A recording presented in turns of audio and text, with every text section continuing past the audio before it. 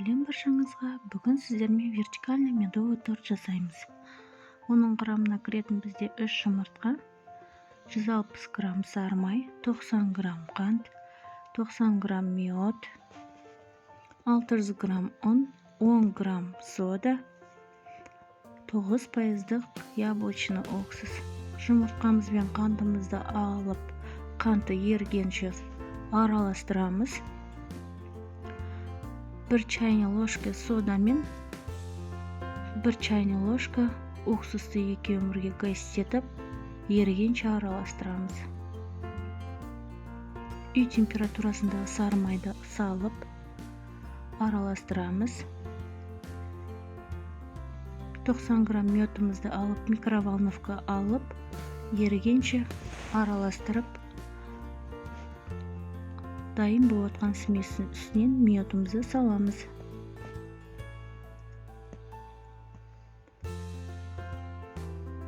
Сары майымыз ерігеннен кейін дайын болған массамыздың үстінен ұнымызды салып, біркелкі қылып араластырып аламыз. Егер сіздерде осындай комбайн машина болмаса, қол миксермен де дайындасаңыздар бола береді. Дайын болған қамырымызды алып, 10-15 минутқа қойып, 9 немесе 8 бөлікке бөліп, 110 граммнан дайындап аламыз. Дайын болған қамырымызды пергаменттарға кесіп, осылай етіп жайып аласыздар. 5-10 минутқа күйдірмей ақшыл етіп пісіріп аламыз.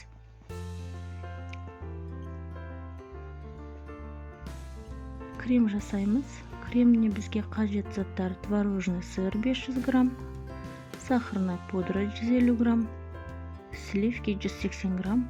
Біркелкі крем болғанша араластырамыз. Дайын болған кремімізді осылай корж сынуы мүмкін. Осылай етіп жағып аласыздар. Жағып болғаннан кейін біркелкі торт болып шығады, уайымдамаңыздар.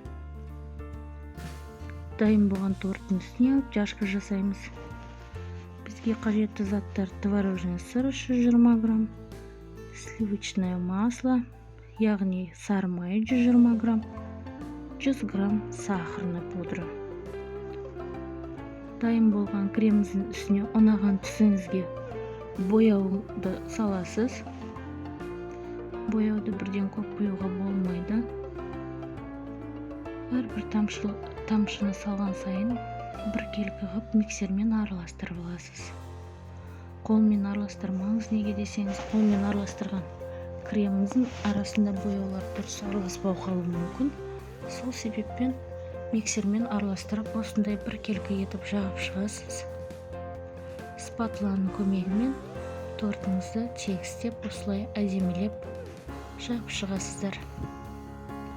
Өздеріңізге ұнаған оформлениені жасап, әсемдеуге болады.